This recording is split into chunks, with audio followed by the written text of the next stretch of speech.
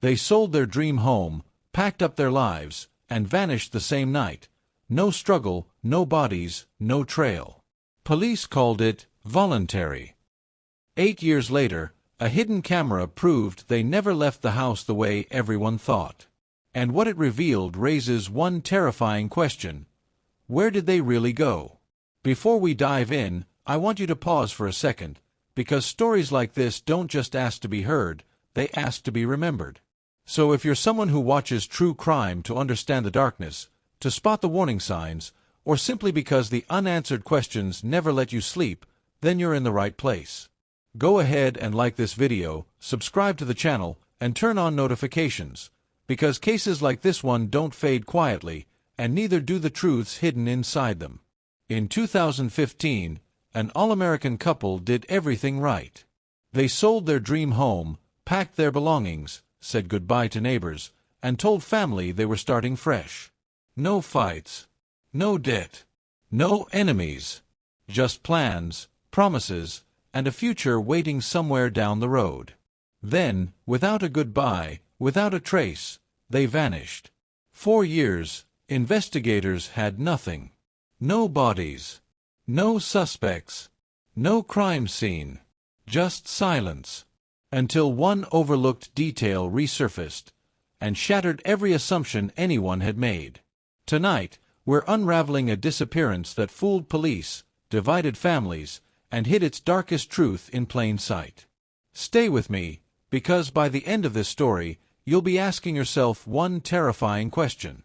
How many people disappear without ever leaving? On the morning of June 18, 2015, Evan Holloway and Marissa Cole woke up in their 4-bedroom home in Carmel, Indiana, to what looked like the final page of a carefully planned life. The house was spotless. The walls were bare. Every room echoed. The sold sign had been planted in the front yard just 2 days earlier, and the closing funds had already hit their account. Neighbors would later say nothing seemed unusual. Evan mowed the lawn one last time. Marissa waved to a woman across the street while loading boxes into the trunk of her SUV. They weren't arguing. They weren't rushing. They looked relieved. The couple told friends they were heading west. Maybe Colorado, maybe Arizona. Somewhere warmer. Somewhere quieter. They said they wanted a reset. No forwarding address. No new jobs lined up. Just time. At 2:17 p.m., Evan sent his brother a text. "We're finally free. Talk soon." It would be the last message he ever sent. By nightfall, the house was empty. The cars were gone. Their phones went straight to voicemail. And the life Evan and Marissa had spent 10 years building disappeared as if it had never existed at all. The first 48 hours passed quietly. Family assumed Evan and Marissa were road tripping, unplugged by choice. But by day 3, the silence stopped feeling intentional and started feeling wrong. Marissa's mother was the first to panic. Calls went unanswered. Texts showed delivered, but never read. By the end of the week, both phones stopped pinging altogether.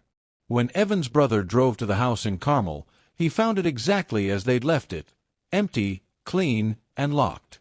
Police initially classified the case as a voluntary disappearance. The couple were adults. There were no signs of struggle. No forced entry. No blood. No abandoned vehicles. To investigators, it looked like two people who simply chose to walk away. But the finances told a stranger story.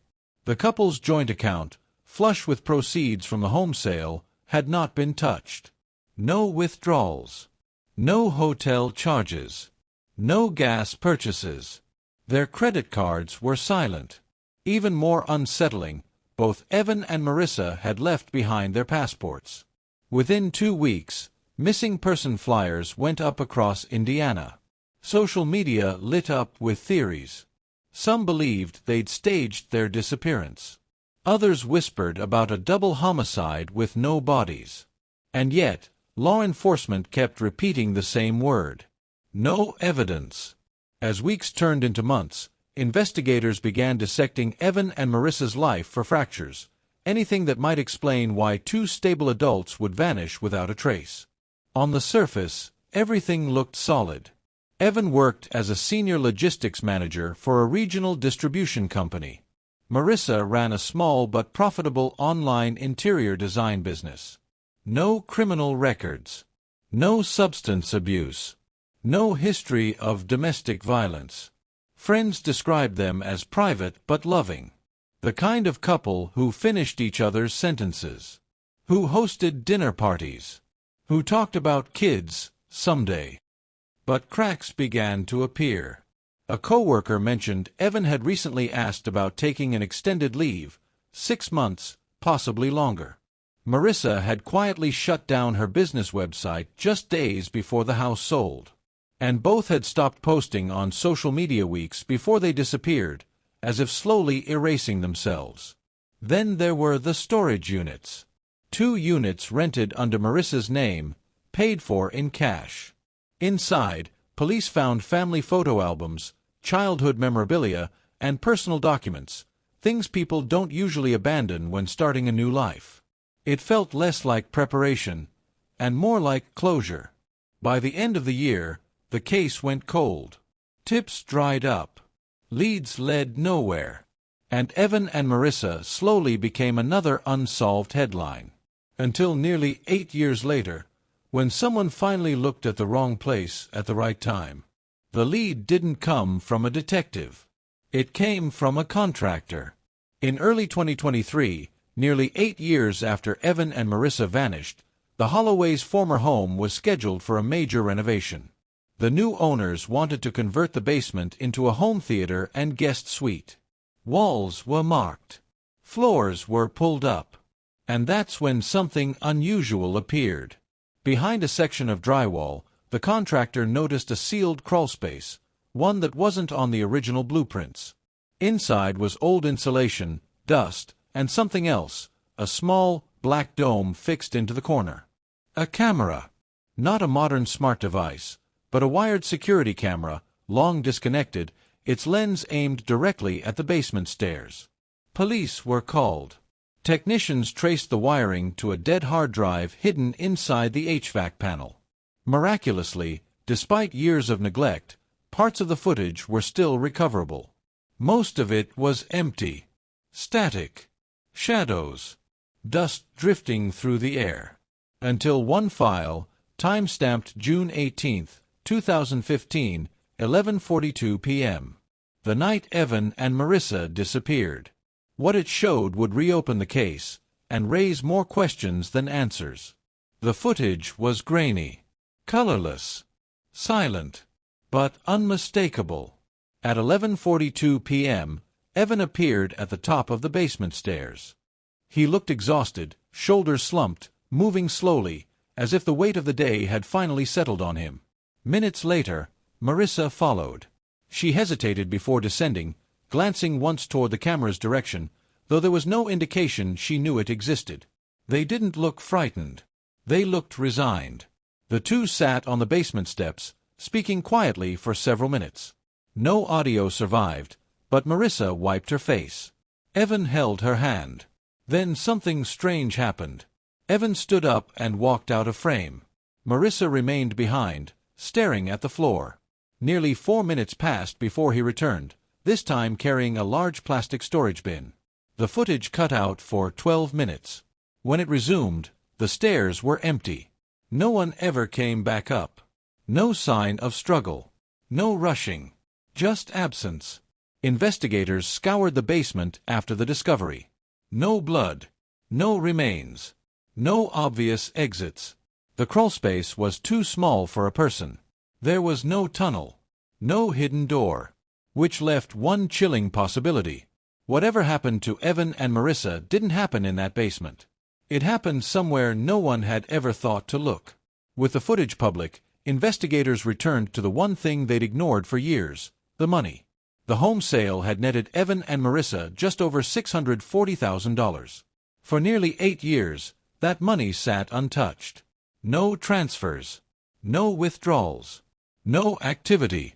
until 2 weeks after the basement footage was recorded. On July 2, 2015, a cashier's check for $610,000 was issued from a regional bank branch in Indianapolis. It wasn't cashed. It wasn't deposited. It was used to purchase something else entirely. Land. A remote, undeveloped property outside Moab, Utah, registered under a newly formed LLC. No employees. No business activity. Just a name that meant nothing. Red Hollow Holdings.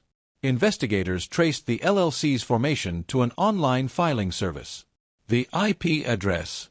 A public library computer in Carmel, Indiana. The same town Evan and Marissa disappeared from. Search teams combed the Utah property. Acres of red rock. Abandoned mine shafts. Old well structures. Nothing conclusive, until cadaver dogs alerted near a collapsed ventilation pit sealed decades earlier. The pit wasn't natural. It had been reinforced. Recently, the excavation took 3 days. Beneath layers of rock and rusted steel, investigators uncovered a narrow shaft descending nearly 30 feet into the earth. At the bottom, the air was stale, heavy, untouched. What they found wasn't a crime scene in the traditional sense. There were no bodies. Instead, there were belongings. 2 backpacks. A folded map. Prescription bottles labeled with Evan's name. Marissa's wedding ring, wrapped carefully in cloth. A digital voice recorder, its batteries long dead. Forensic teams found traces of human presence, skin cells, hair, clothing fibers, but no remains. No blood. No signs of violence. It looked intentional. Organized. Almost ceremonial. The voice recorder was restored weeks later. Only one file survived. It was dated June 18, 2015, 11:58 p.m. Marissa's voice cracked through the static. If someone finds this, we didn't run. We chose. The recording cut off after 17 seconds. No explanation. No reason. No goodbye. And then came the final revelation, one that reframed the entire case. Evan and Marissa had never planned to disappear. They had planned to end something else entirely. As investigators dug deeper, a sealed court record surfaced, one that had never been connected to Evan and Marissa's disappearance. 2 years before they vanished, the couple had been named as material witnesses in a federal investigation involving a Midwest logistics firm, Evan's employer. The case centered on large-scale cargo rerouting, falsified shipping manifests, and millions of dollars tied to organized crime. Evan hadn't been accused of participating. He'd been accused of knowing too much. According to sealed depositions, Evan and Marissa had met privately with federal agents. They were offered protection, relocation, new identities, everything except one thing: control. Witness protection required immediate compliance, strict rules, permanent surveillance, a life that wasn't theirs. And they declined.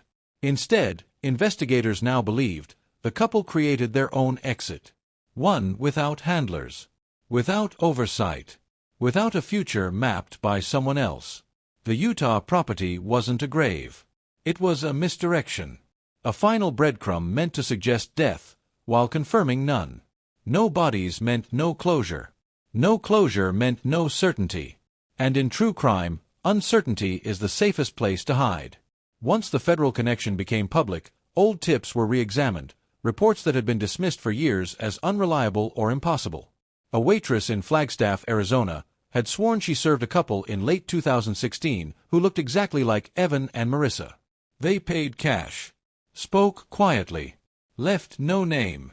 A campground host near Bozeman, Montana, reported a married pair living out of a converted Sprinter van in 2018. The man used the name Cal. The woman wore a simple band with no stone. When shown photos years later, the host went silent before whispering, "That's them." None of the sightings could be conclusively verified. But one detail connected them all. In every report, the couple was described the same way: not afraid, not rushed, not hiding. Just finished. No social media. No digital trail. No ties to the past.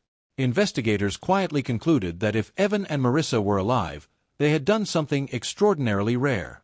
They had disappeared without collapsing. Not victims. Not fugitives. But people who stepped out of their own lives and never looked back. Which raised the final, unsettling question. Was the disappearance the crime, or the escape? Today, Evan Holloway and Marissa Cole remain legally missing. No death certificates. No arrests.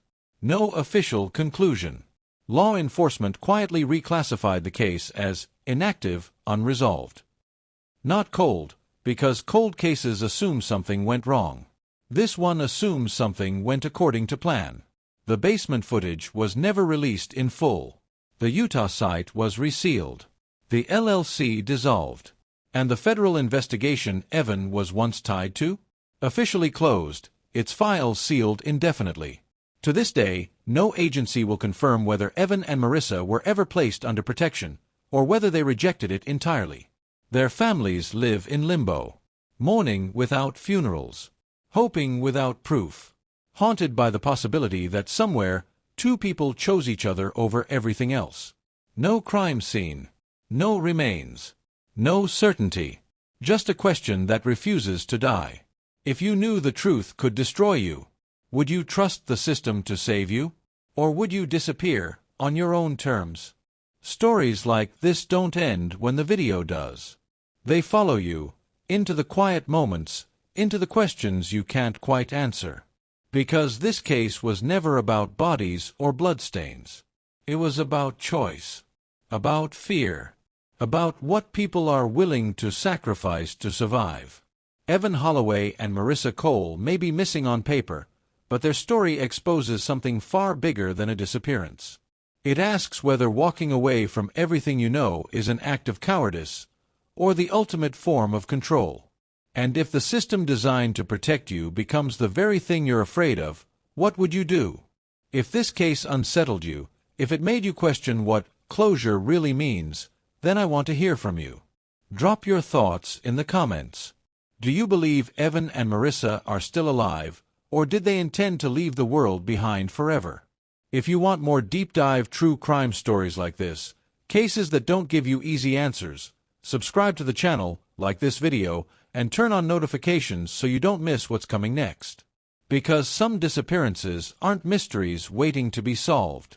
They're decisions waiting to be understood.